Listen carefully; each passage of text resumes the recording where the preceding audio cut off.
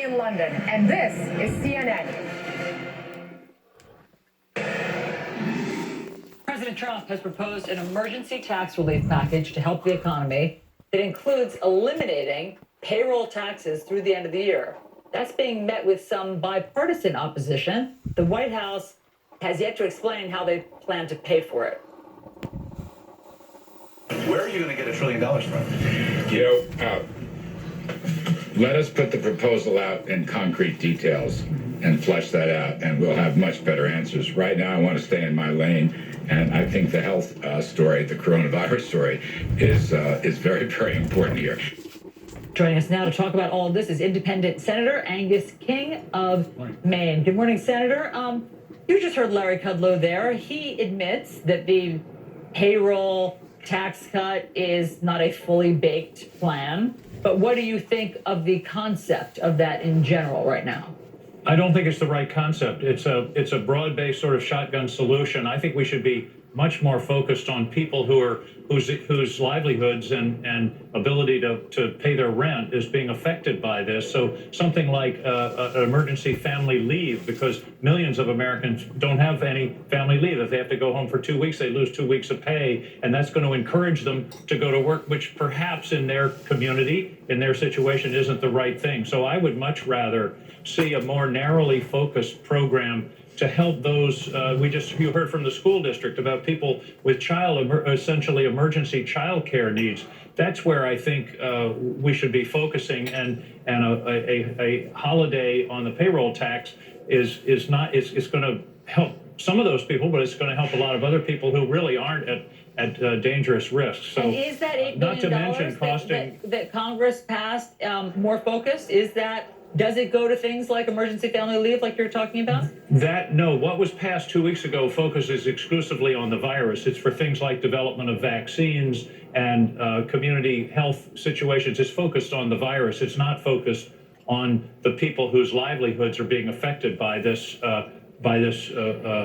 contagion. And so we're talking about a separate kind of program, but I don't think a broad-based repeal of the payroll taxes is really the right answer, not to mention it'd be unbelievably expensive. I thought it was very interesting Mr. Kudlow didn't give an answer to that. The estimates I've heard are from $800 billion to $1 trillion on top of already $1 trillion deficit. This is a good example, by the way, Allison, that we shouldn't have been cutting taxes in the middle of economic growth and adding to the deficit. We should have been paying it down, because now that we really need some additional spending and additional tax relief in the middle of a serious economic problem, we've used up a lot of our slack. So yeah, for a rainy day. I mean, the rainy day fund that is now here. But it sounded like Larry Kudlow didn't have an answer to how it was going to work. Well, I don't know whether he didn't have an answer or he didn't want to provide the answer, but either way, everybody knows it's going to be unbelievably expensive. And again, if you're going to allocate the taxpayers' dollars, it ought to be targeted in a way that will actually address the problem at hand, which is individuals who are being impacted by this, small businesses who are being impacted, rather than a broad base that is going to help some people and not really focus focus on the real need. Very quickly, are you getting enough information out of the White House and Vice President Pence's task force? Well, I found the best place to go for information is a very good website called coronavirus.gov, and I would recommend to all of your viewers, that's the best place to go to get really straight information. I've not been very happy because of the mixed messages coming from the White House. It's going to go away. We're only going to have 15 cases. It's not a big deal. It is a big deal, and I think if there's a fundamental problem with the reaction of the administration, it's been more of a focus on the stock market and the economy than on the disease. My experience with emergencies, and I had to deal with a big one when I was governor of Maine, is people want to be reassured, but they also want the facts. And to me, the best economic plan right now is to beat this disease, is to control it and to control its spread so it doesn't get to catastrophic proportions. And that means doing things like limiting public contact. I just literally 5 minutes ago got off the phone with the governor of Maine. She said, and I agree, for a politician, not shaking hands is a hard thing. And she said, I haven't shaken a hand in 2 weeks. We gotta be thinking about those kinds of things that will really control and mitigate this disease, rather than worrying about what the stock market's doing. Well, Vice President Pence said he's going to continue to shake hands. I don't know if you heard that quote, but that he's not going to be changing that. Well, see, that's a mistake. I mean, that's the wrong example, because this thing spreads by personal contact, and Vice President Pence, of all people, ought to know that. And that's one of my problems with the reaction. The president says, I'm not going to be tested, and I'm going to shake hands, and he shake hands with all these people, one of whom apparently had been exposed. So come on, there's a kind of common set of common sense things that we need to be doing, and one of them is not having physical contact. I did a lot of elbow bumps yesterday with people, and it seems silly and it's a little awkward. But that's the way we're going to have to contain this. If we don't contain it in a limited way by limiting that kind of contact, we're going to end up like Italy with the whole country in lockdown. And that again, the best way to deal with this and to deal with the effects on the economy is to beat the disease and do it promptly. But it's not going to happen just by business as usual. I know that you're trying to accomplish other business as usual Yes, in the Capitol, and one of those things is protecting the U.S. from cyber attacks. You're part of a commission. Today, you're releasing a report, as I understand it. One of the headlines that grabbed my attention from that report: our country has lost hundreds of billions of dollars to nation-state sponsored intellectual property theft using cyber espionage. What do we need to know and do, Senator? Well, what we need to know is that we're under attack. We're under attack right at this very moment. Our financial system, they're hitting the electric grid. I talked to a utility executive. They get hit 3 million times a day, Allison, by people trying to break into their system. Now, they're able to fend that off, but that gives you an idea of the level of the attack. Billions of dollars of intellectual property theft, taking plans. If you look at a picture of the new Chinese fighter jet, it looks an awful lot like the F-35, which is the one that we've developed at great expense over the past 10 or 15 years. So there's, not to mention elections. We haven't even mentioned elections, theft of personal data, the risk to your bank account. We're in a very, very dangerous place, and this is a commission that was created by Congress about a year ago, and we've been working totally bipartisan, no partisanship whatsoever on this commission. 4 members of Congress, 4 members from the executive, and 6 members from the private sector. And like he just said, we're under attack. We're under siege. If they're not trying to take us down in one way, they're trying to take us down in another. Unbelievable how many people that wants to see the United States fail. Just like Israel, Jerusalem. They want that to fail. They want them to fail. Why? Because it's the work of the devil. That's why. Yeah. We've come up with 75 recommendations to defend the country, and we need to get on it, because here, I put it really simply. Yeah, we want to be the 9/11 Commission without 9/11. Yeah. That gets our attention, Senator. That's it. Yeah, that's it. Have the report before the attack. And so obviously everybody needs to pay attention to this. Those numbers that you're citing are staggering in terms of the electrical grid being hit 3 million times, and a tenth, 3 million times a day. Senator Angus King, we always appreciate having you on. Thank you very much for being on. Thank you, Allison. All right, new information and new questions this morning on the impact of coronavirus on the elderly. We have the crucial new warnings next. Law enforcement depend. Unbelievable. We're living in unbelievable times right now.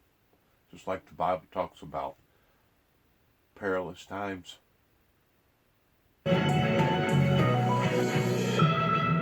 For me, freedom means reporting the news responsibly and accurately without fear of government punishment or censorship. Freedom right now means I have to speak up. I feel free when I get to voice what's in my heart. To be enfranchised and supported along the way. If you are a slave, you feel that you are not human. Freedom requires letting go and reaching out. But it also requires responsibility and accountability in not saying stuff that isn't so, or trying to purposely intimidate or infuriate or bring fear into people's lives that could actually be eliminated if you just went about it in a different way. There is a time that fear is acceptable pertaining to the circumstances. And I'm just afraid with this coronavirus, we may be reaching that pivotal moment towards it being acceptable, towards understanding that this is something that needs to be addressed in a fearful type atmosphere. 40 years ago, Vietnam looked nothing like this. That was another humongous sacrifice that our men and women had to embrace pertaining to Vietnam.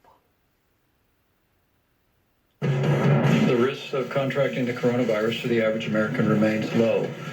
But for senior citizens with serious underlying chronic health conditions, the potential for serious consequences is very real. That's Vice President Mike Pence emphasizing that the elderly, especially those with pre-existing conditions, are at the highest risk from the coronavirus. And it's a very real risk. Joining me now is Dr. Sean Morrison, chair of the Geriatrics and Palliative Medicine at the Icahn School of Medicine at Mount Sinai here in New York. Dr. Morrison, thank you so much for being with us. Pleasure. The very first question is just, but why? Do we know why the elderly at such risk here? I wish I had an answer for you, and we just don't know. We know a lot about this virus, and there's a lot we don't know. Have you ever thought about using a little common sense? Like understanding that whenever a person becomes elderly, they're not near as strong. They're not only near as strong pertaining to their mind, but their physical parts, as far as their organs, they're not as strong. Have you ever tried to think that through? Why would you even not understand why an elderly person is more susceptible, or a person that already has a pre-existing illness or a disease? Why would you not think that? We know is that most people will develop mild symptoms or no symptoms at all, and there's a small group that are going to develop severe symptoms, and there's going to be a smaller group that are at very high risk for death. And it appears that that smaller group is both the elderly and those with serious underlying medical conditions. So if you are elderly and if you have serious medical conditions, pay attention, because you are at a genuine risk here. So there are many questions that I know you're getting. You provided us with some of these questions, so I actually just want to ask you, that older people, they go to the doctor a lot. They need to go to the doctor a lot. That's one of the reasons they leave their house. Should they be going to the doctor? So what we're telling our patients is the following. First of all, if it's a routine checkup and you feel well, and it's just to check in to see how your health is, postpone it. It probably doesn't need to happen right now. However, if you have an underlying medical condition that requires routine follow-up, call your doctor first, because oftentimes that can be done over the telephone. It can be done over video in some situations, or... That's the reason why that I felt so... I guess in one way, if I was perverted the way that the worldly people think, I would probably be boasted that I actually had 25, 30, 35-year-olds that was challenging a 55 and a 60-year-old man. I mean, my next birthday is going to be 59. Pertaining to all this adversity and all this resistance that occurred just because of me coming back here to the location where I was raised up at. I guess in one way I should be maybe flattered that these young men thought that they was going to be able to take me on and eliminate me or finish me off because of my passion and what that I've been engaged in now for going on 30 plus years. but that was one of the psychological barriers that I was having to fight, because I was looking at it from more of a logical reality form that, wow, there is no rules of engagement here, is it? In other words, whenever you have 25 and 35-year-olds that's challenging you out here in front of your own home on wanting to do a pissing contest towards who can stand their grounds the hardest and the quickest and the fastest, it was just unbelievable to me that the judicial system in this county was allowing for such activities to go on again and again and again. And I would put stuff out on my either Facebook or YouTube channel and put my information out there to the general public, and I wasn't getting no sincere response. The only type of response that I was getting was, I guess, that a group of people that was being entertained by all this, sniggering and laughing, wanting me to fall for the bait towards getting into it with a knockdown drag out right here in front of my house. And I think that was one of the things that psychologically had a bearing on me towards driving me off into a state of depression, is because it was just unbelievable. In the sense that I come back here and wasn't harming or hurting nobody, and being hunted, being attacked this way. And it's one thing to be attacked by the people that you don't even know and haven't never done nothing to. And it's another thing to know that your law enforcement pertaining to the judicial system was allowing for such activity to go on. They was allowing for us to be targeted, to be nothing more than a whipping post or somebody's floor mat out here at 291 Thompson Road, Sharon, Tennessee, zip code 38255. That was the part that was really devastating to me, because I couldn't fathom what agency, what law enforcement agency would tolerate this type of behavior if it was happening to their own, pertaining to their wives, their mothers, their fathers, their aunts, their uncles. What law enforcement agency would have tolerated that for as long as they tolerated it going on again and again and again right here, if it was happening to their own? And they wouldn't have. It was almost as if I was a nothing and a nobody. In other words, I wasn't supposed to have been recognized as even being a mortal human being. And you can't tell me that that's not dehumanizing. It's dehumanizing to know that you don't have proper protection by the authorities. And it was one thing to have already got through that as a child, growing up in a violent, hostile family pertaining to your father having a problem with post-traumatic because of what he had gotten from being in World War II. It's one thing to know that the neighborhood had let you down, but then to come back as a grown man, years later, whenever they should have been taught, and by that time they should have known the difference between right and wrong.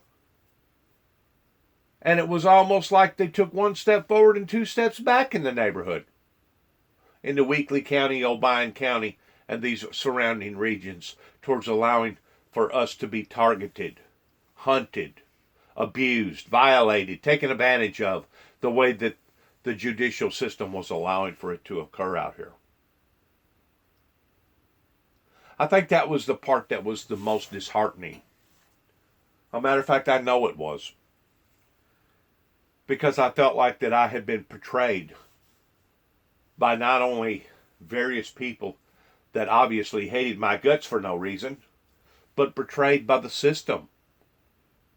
Betrayed by the very system that my ancestors and their ancestors and their ancestors' ancestors helped to establish pertaining to this civilized society that was regulated under law, the thing called law and order. And now law and order had turned its back on me, had turned its back on my brother, had turned its back. It was almost like we had walked off into a third world country, and we was basically on our own. And then Dad, insult to misery, flipped it and turned it around and tried to make it out like that I was the perpetrator, simply because of having compassionate feelings about some innocent children across the road. I have never in my entire life seen anything so out of sync and so barbarically mishandled in my entire life as what I did whenever I come back here in 2014. From 2014 up until about 2018, give or take, and the 1 year in 2018, it would have been much, much worse if I would have stayed here on this property. I rented out a spot up at the river to put my RV, and I spent most of my time that year actually at my campsite or prowling around 3 or 4 counties over. That way I wouldn't have to be engulfed in such abusiveness that was going on right here in Weakley County. And of course, that time period come up and I wasn't allowed to stay up there. So then I was forced to have to come back here and face the lions again. And that's whenever God intervened and started culling them out. That's whenever God, not the Weakley County judicial system, not the Martin, Tennessee judicial system, not the Sharon or the Greenfield or the Dresden or the Kenton, Tennessee or the Union City, Tennessee judicial systems. But it was God that started culling them out. And then, and only then, is whenever they realized around in the community, oh my God, there must be something going on at 291 Thompson Road. And that's whenever they shuddered and they shivered in their boots and they all run off like a bunch of rats on a ship. But if I was solely dependent upon the judicial system in Weakley County to have defended us out here, it would have been totally in vain, because that's exactly what certain individuals that was standing up towards declaring themselves as being in the law enforcement communities was allowing for to happen. Sick, very sick, immoral, unethical, unprofessional. Or it may require you to come in. And if you have something that going on that's acute, that you don't know about, it's new symptoms, that's the reason to call your doctor and seek medical attention. What's more, we've got all these Einsteins that read, that they know how to read and write. They have discovered how to decipher the English language, but they don't understand what they're reading. And whenever it comes to common sense, they don't have none in regards to the elderly being weaker than the youth. There's a reason why we call the youth the youth. Figure it out, buddy. In general, how much should you be going out or not if you're 75 or older? That's the other question I get is, should you be going out? And the answer is within reason. I would avoid crowded public places. I would avoid public transportation if you can. But for some people, you just can't. And in that case, take the less crowded subway car. Take the less crowded bus. limit yourself to your immediate neighborhood. I wouldn't fly unless I absolutely had to. And if I got on an airplane, I would take alcohol wipes and wipe down my tray table, wipe down my armrest before I sit down. And as Dr. Fauci said at the National... That's a lot easier said than done whenever you can't find them. I just went to Walmart again last night. No mask, no hand sanitizer. And believe it or not, they're not too far from being overwhelmed by not having no toilet paper. 0 toilet paper. The toilet paper line has been savagely, brutally taken advantage of. We're going to have a shortage of toilet paper, the way it looks. I hope that we don't, but the way it looks, we may very well have a shortage of toilet paper. I know there's a shortage of hand sanitizer. There's a shortage of masks. If you wasn't on top of this thing towards going out and getting you a box or two of masks back about a month ago whenever all this stuff first started coming out. Unbelievable how stupid that stupid can be. And you know what? You can't fix stupid. But it's pretty obvious you don't put a 75-year-old man in a boxing ring with somebody that's 25 years old, even though they may both be the identical same weight. There's a reason why you don't do that. It's because the youth is much stronger than the elderly. The elderly has become weaker. Their organs has become weaker.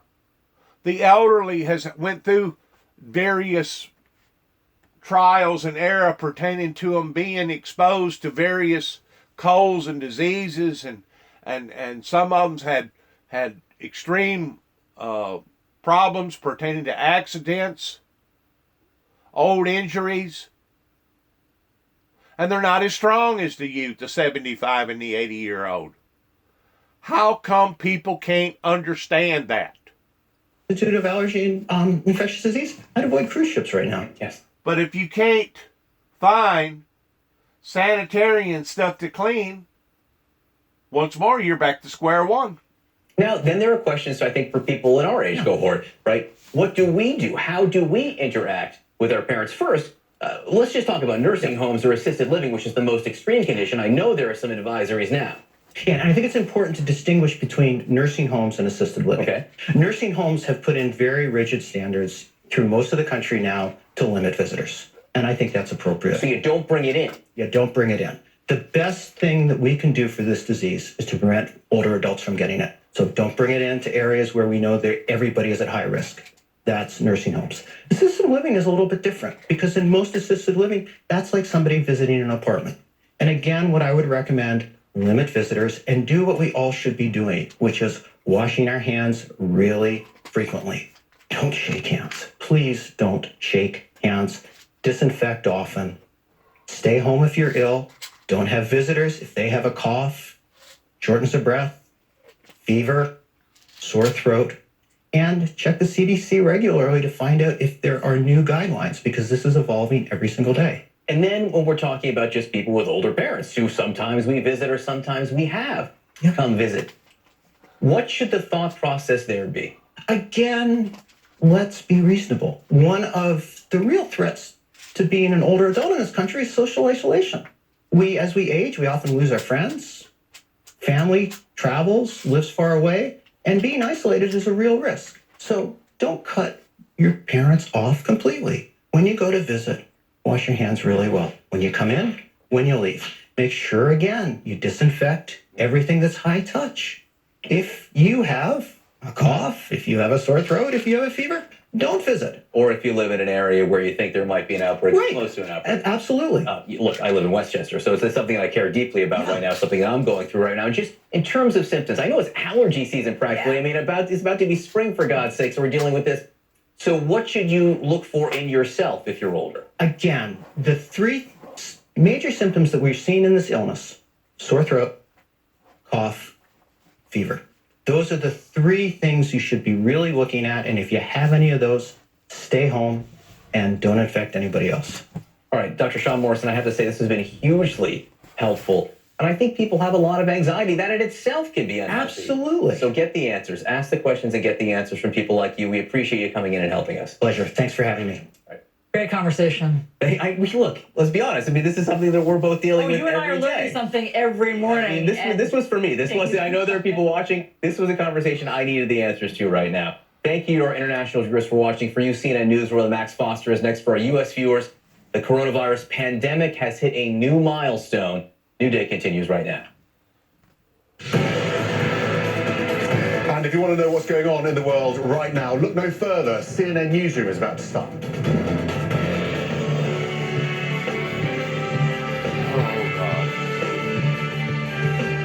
See what kind of news they got for us today. Hello, I'm Max Foster. It is 12 o'clock in the afternoon here in London, and it's another volatile day for global markets.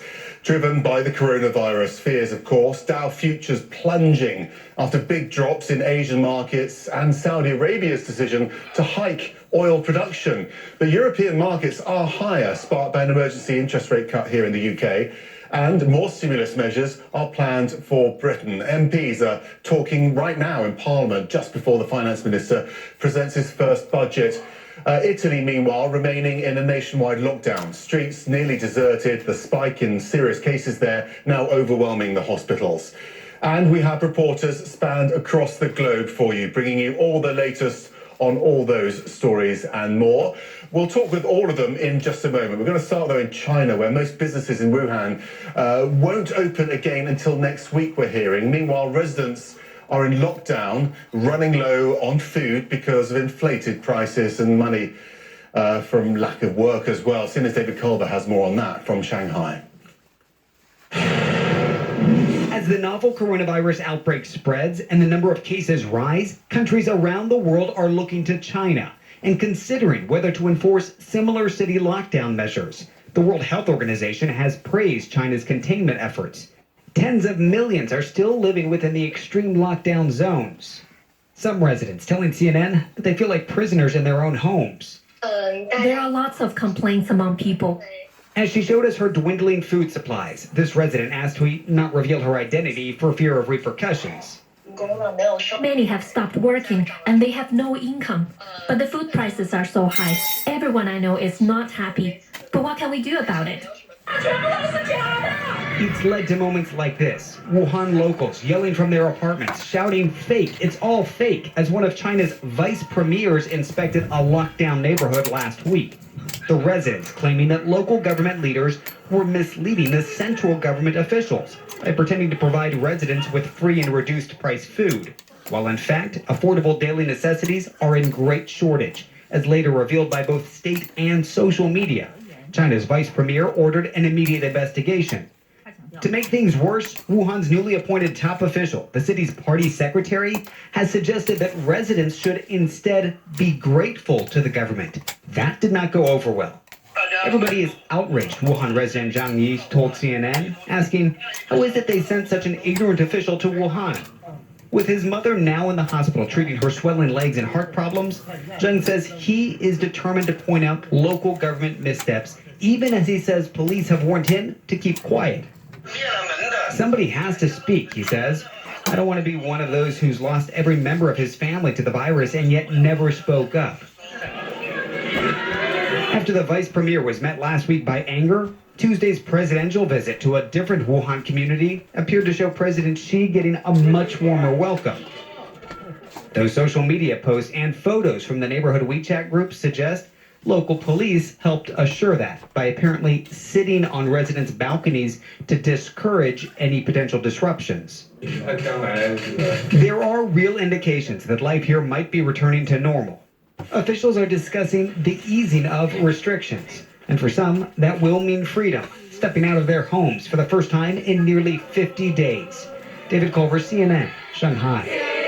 We are getting a better look as well at the growing impact of the coronavirus on airlines. Of course, one of the first industries hit. The world's major carriers cutting flights, Delta reducing international flights by up to 25% and warning the cuts could go even deeper as well. It's so bad, the president of Korean Air is warning his airline may not survive. its capacity has been cut by about 80% because of virus-related travel restrictions. Let's bring in Christy Lustout from Hong Kong. Christy, one airline that simply can't afford those disruptions is Hong Kong's Cathay Pacific, which was struggling even before this latest outbreak.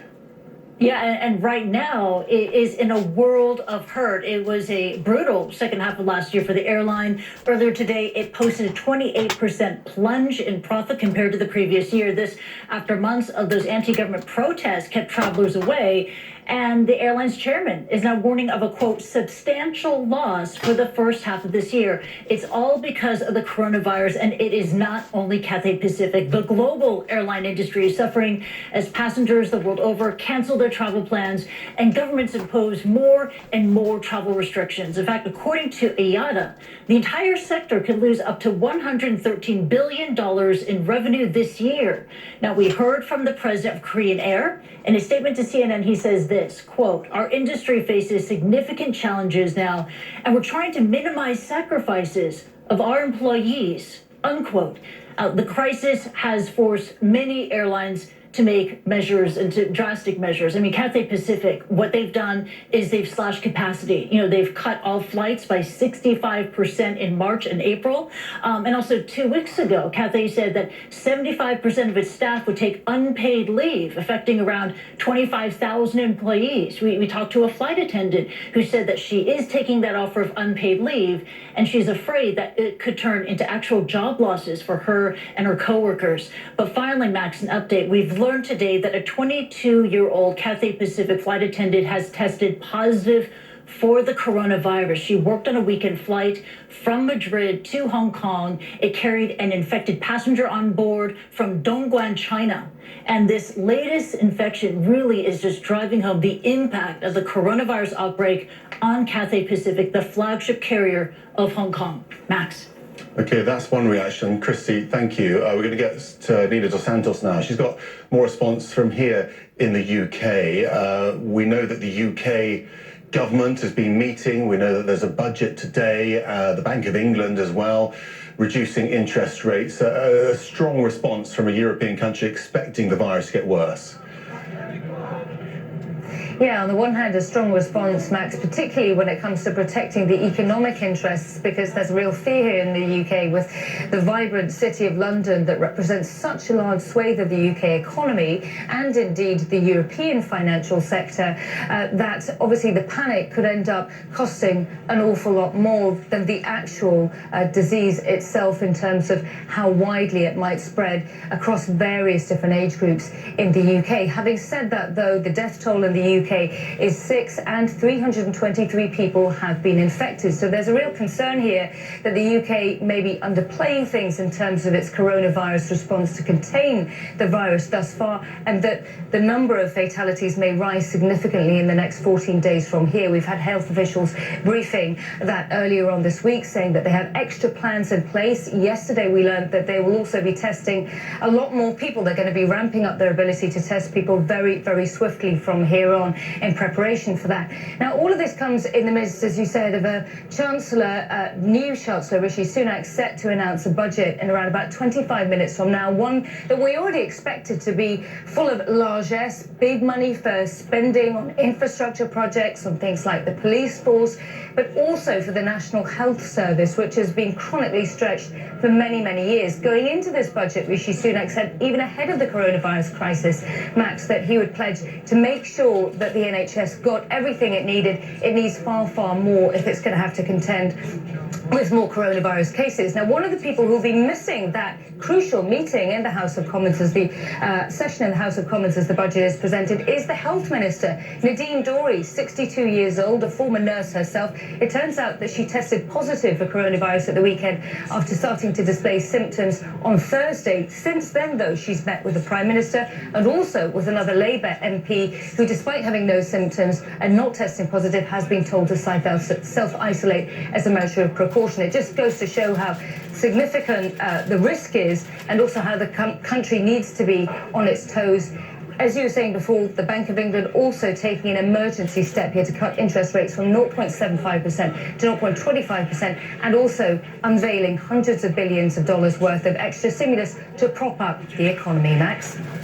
Yeah, it's an interesting response to that. It does show how seriously the country is taking this issue, but at the same time, they're taking a more relaxed approach, it seems, than some other countries in Europe. At least that's what we see in a lot of the media, and perhaps Boris Johnson, currently speaking in Parliament, of course, will get criticised for that, because Italy are obviously taking a very different line, even though it's more serious there as well.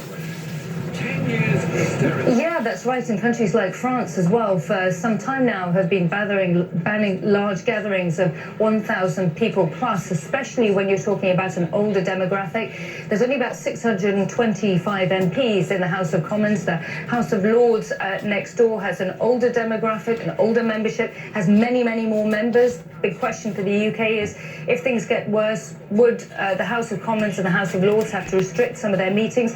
The European Parliament in Brussels just yesterday pared right down their sessions and said that they didn't want any extra invited guests inside the building. They were concerned about the potential spread of coronavirus among elected officials representing European Union countries.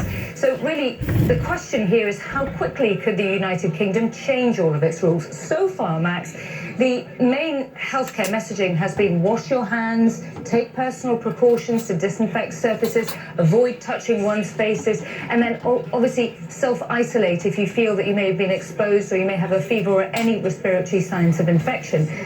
Now, that could change in the next 10 to 14 days, Public Health England, the body that is monitoring this at the moment, says. But the real question mark is, when exactly will that change? In the meantime, many companies have been taking their own precautions. People have been ramping up their own precautions, wearing masks and so on and so forth. But really the question will be, will we see more coordinated central healthcare planning that will be just like other countries? I should also point out, when it comes to London, one of the candidates running for Mayor of London, who used to be the International Development Secretary, Roy Stewart, decided to pull his launch event because it had had more than 1,000 people who had RSVP'd, and decided to put his event online. He's been criticised for scaremongering, for calling for schools to close, though, and taking measures like that. Max?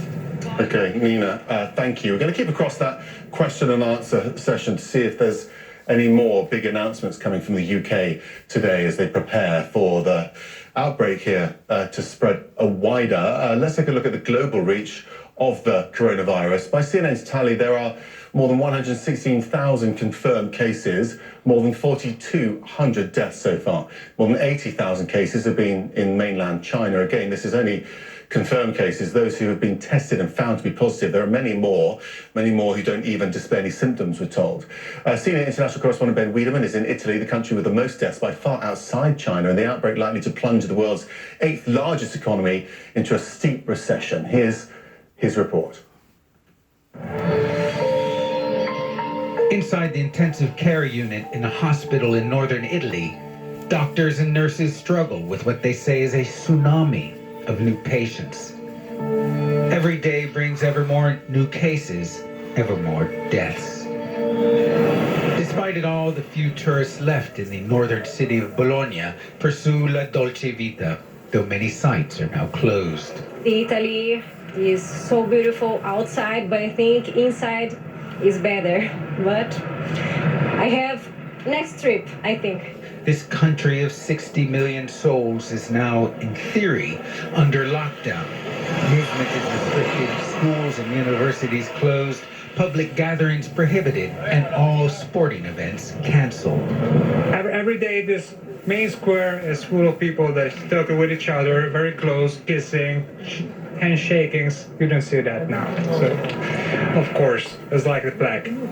The bubonic plague killed thousands here in the 17th century. Bologna survived and went on to prosper. The cafes in the city's normally bustling central Piazza Maggiore are emptier than usual. Yet the few patrons are hardly panicking. Life must go on. The dogs still need to get out.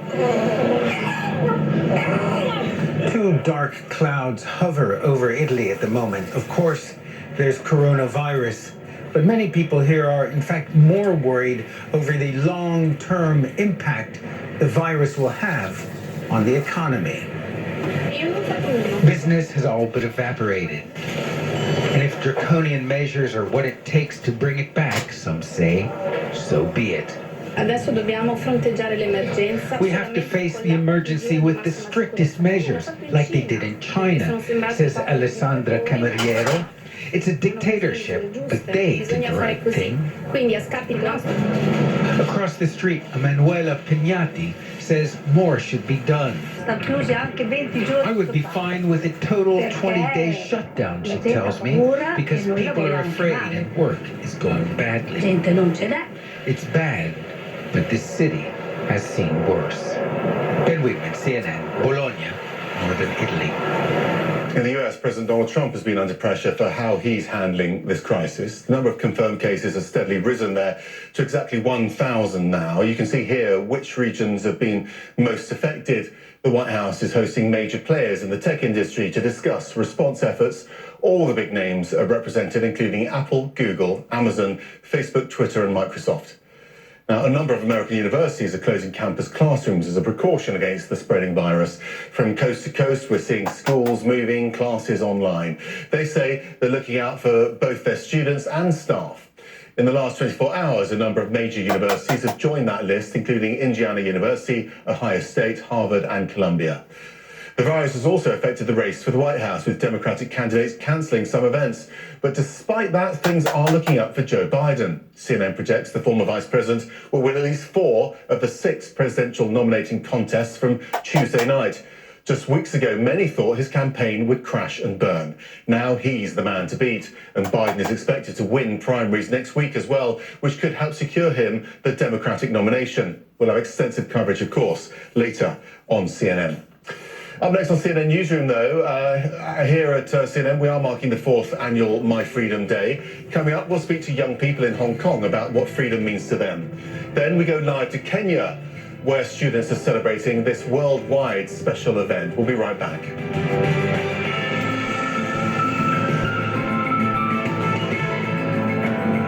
Does holding your tablet... That'll be it for today. Thanks for listening. Good luck to all of us.